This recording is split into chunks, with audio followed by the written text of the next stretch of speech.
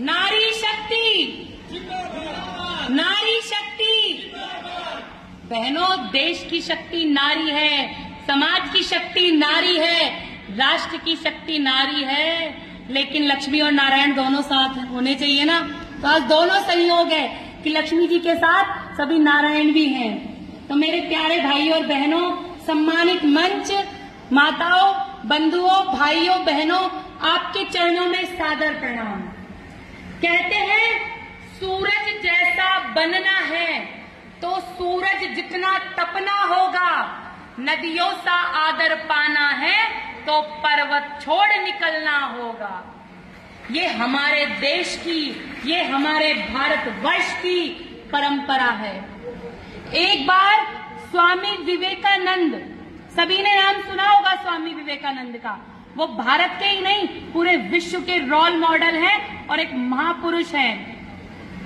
स्वामी विवेकानंद जी के पास, जो कि स्वामी रामकृष्ण परमहंस के शिष्य थे, वो केशव चंद्र सेन, एक समय था हमारे भारतवर्ष में आजादी से पहले कि ब्रह्म समाज जोरों पर था।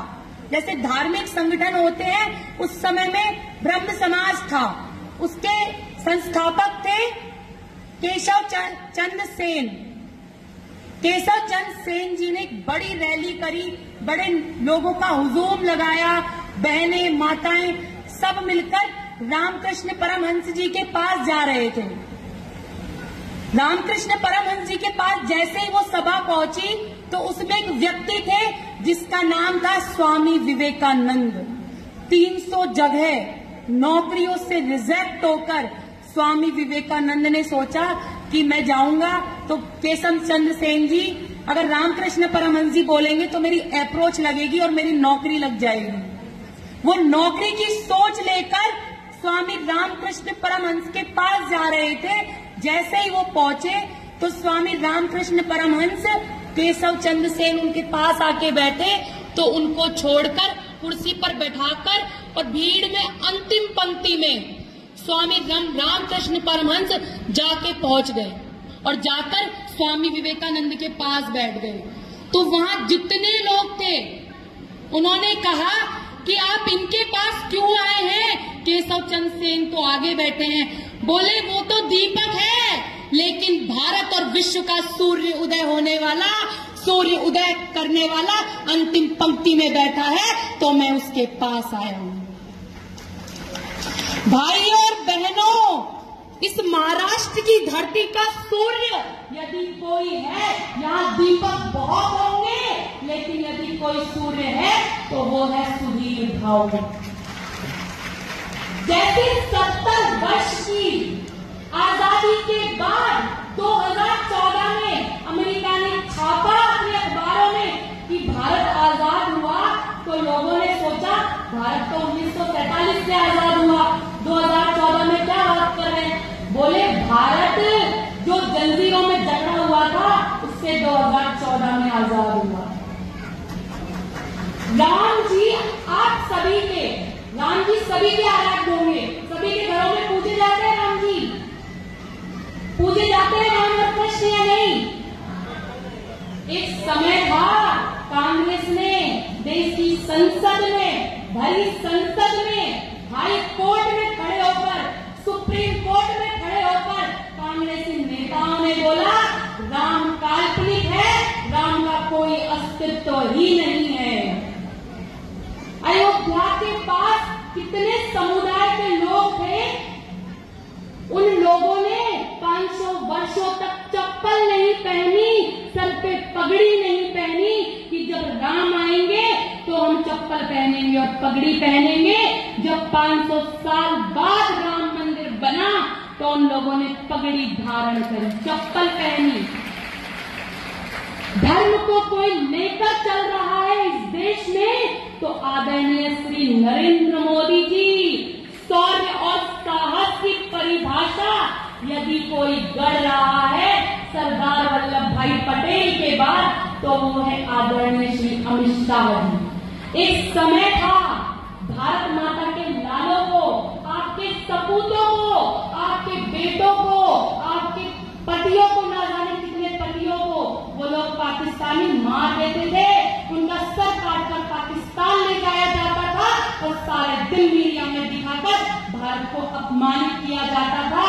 और 2014 के बाद भारत माता के लालों को छोड़ो, बॉर्डर लाइन पर देखते हैं तो उन्हें हम घर में घुस के मारते हैं, हम उन्हें नेशनल नाबूद कर देते हैं। आज भारत वो शक्ति है। जब रूस और यूक्रेन के बॉर्डर पर युद्ध चल रहा था तो मोदी जी के एक फोन की ताकत देखिए कि रूस और यूक्रेन दोनों को युद्ध विराम करना पड़ा। और हमारे जो बच्चे थे, हमारे जो छात्र थे, उनके साथ साथ पाकिस्तानी छात्रों ने तिरंगा अपने हाथों में उठाया और बोला भारत माता की, तब जान बचाकर वो अपने देश वापस पहुंचे। एक समय था जब मौनी बाबा, कांग्रेस के तथाकथित प्रधानमंत्री मनमोहन सिंह अंतिम पंक्ति में खड़े हुआ करते थे। आज मोदी जी को यूरोप के सेंटर में, पावर सेंटर की तरह मध्य में पूरे विश्व के नेताओं के बीच में खड़ा किया जाता है। और पूरा यूरोप कहता है अगर पूरे विश्व का कोई नेतृत्व कर सकता है तो वो भारत है। हमने हनुमान बनकर, जैसे हनुमान जी संजीवनी बूटी लाए, ऐसे ही मोदी जी ने कोरोना काल में पूरे विश्व को सांसें दी। हमने पूरे विश्व को वैक्सीन पहुंचाई, वो भी मुफ्त में। भाइयों बहनों, जिस तरह मोदी जी काम कर रहे हैं, जिस तरह मोदी जी काम कर रहे हैं पूरे भारत वर्ष के लिए, अखंड भारत के लिए, भारत को सोने की चिड़िया बनाने के लिए, वैसे ही आपके मध्य एक व्यक्ति नहीं, एक विचारधारा काम कर रही है। और उस विचारधारा का नाम है सुधीर भाऊ। क्या नाम है भाइयों? बड़ा मुश्किल होता है आप अपने बेटे को, कलेजे के टुकड़े को क्या आप अपने सीने से हटाना पसंद करेंगी माताएं? 17 साल की उम्र में वो युवा अपने घर से निकला था, उसने अपना संघर्ष शुरू किया। सबसे पहले वो यूनिवर्सिटी के सचिव बने सरदार पटेल के, सरदार पटेल के उसके बाद प्रेसिडेंट बने, जिले के सचिव बने, जिला के अध्यक्ष बने, प्रदेश युवा मोर्चा उपाध्यक्ष बने, राष्ट्रीय युवा मोर्चा उपाध्यक्ष भाजपा बने, प्रदेश महामंत्री बने और प्रदेश के सर्वोच्च पद प्रदेश अध्यक्ष को सुशोभित किया।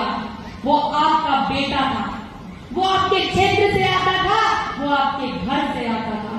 आपने सभी ने तेलंगाना वासी हो तो तेलंगाना जरूर देखा होगा।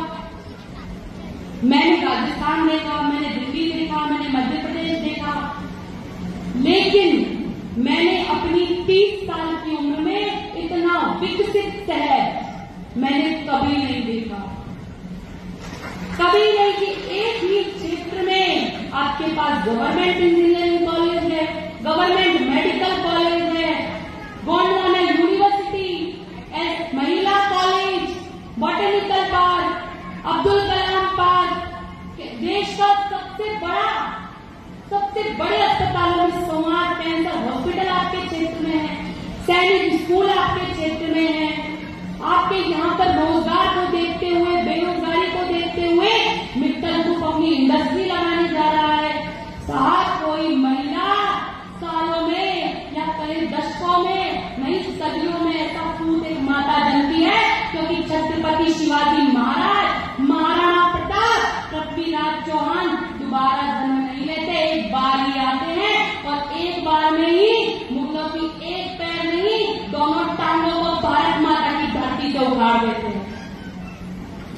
छत्रपति शिवाजी महाराज जब इस धरती पर आए, उस वक्त आप देखिए कि कितने ब्राह्मणों के जनेऊ तोड़े जा रहे थे, धर्मांतरण इस देश पर हावी था। ऐसा नहीं है कि हमारा सनातन, हमारी संस्कृति किसी धर्म, मजहब, संप्रदाय की विरोधी है, ऐसा कतई नहीं है। क्योंकि हमारे देश के लिए कहा जाता है यूनान मिस्र रोमा सब मिट गए जहां से, कुछ बात है कि हस्ती मिटती नहीं हमारी। शक, हूण, तुसान, अंग्रेज, पुर्तगाली, मुगल, मंगोल, कौन था जो नहीं आया सोने की चिड़िया को लूटने? फिर भी भारत अड़िग और अटल खड़ा रहा। सनातन का मतलब है हिंदू, मुस्लिम, सिख, ईसाई, जैन, बौद्ध, सबको साथ लेकर चलना और सभी संप्रदायों का संपूर्ण विकास करना। और उस धरती का नाम है जहाँ पर ये संभव है, उसका नाम है भारत। क्या नाम है उस देश का नाम?